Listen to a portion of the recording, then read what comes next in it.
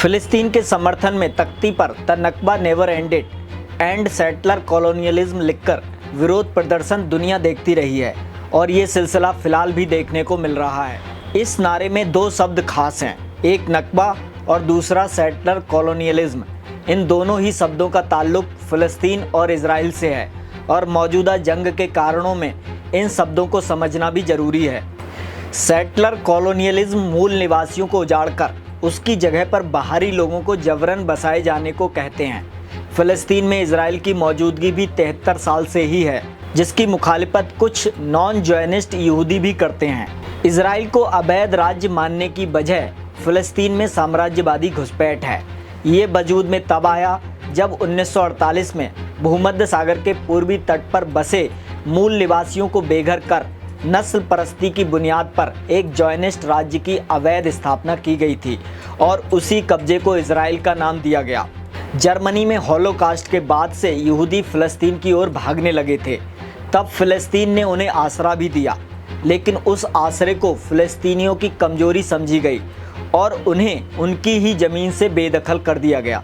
यहूदियों में ही एक बड़ी तादाद फ़लस्तीन समर्थकों की है। अमेरिकन प्रेसिडेंट कह रहे हैं इजराइल की कार्रवाई जायज़ है, हालांकि जो बाइडन अपवाद नहीं है। 1948 के बाद से अमेरिकी प्रेसिडेंट ट्रूमैन से लेकर ओबामा तक, ट्रंप तक यही पैटर्न रहा है। सेटलर कॉलोनियलिज्म के साथ एक और अरबी शब्द है नकबा, जिसका मतलब होता है तबाही। फ़लस्तीनी हर साल 15 मई को इसे सबसे दुख भरे दिन के रूप में याद करते हैं। इस दिन को नकबा डे के तौर पर मनाने की शुरुआत 1998 में यासिर अराफात ने की थी। 15 मई 1948 वही दिन था जब 7.5 लाख फ़लस्तीनी जलावतन हो गए। वे जान बचाने के लिए घर बार छोड़ गए या इजरायली सेना द्वारा जबरन भगा दिए गए। कुछ अपने घरों पर ताला लगाकर भागे थे, जिसकी सहेजी हुई चाबियां इस दिन के प्रतीक के रूप में जानी जाती हैं। लेकिन ये नकबा कभी खत्म नहीं हुआ, आज भी जारी है। 1948 से अब तक 60 लाख फ़लस्तीनी दूसरे देशों में भटक रहे हैं।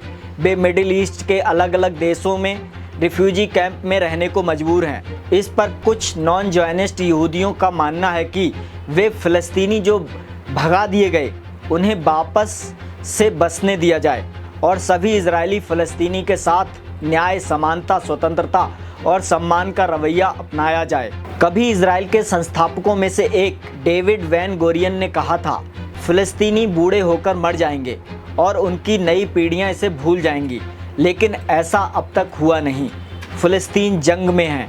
जलावतन हुए लोगों के घरों की चाबियों का गुच्छा उनको कुरेदता रहता है। नकबा जारी है और मैं हूं संतोष शाह के। आप देखते रहिए इंडस न्यूज़ 24/7।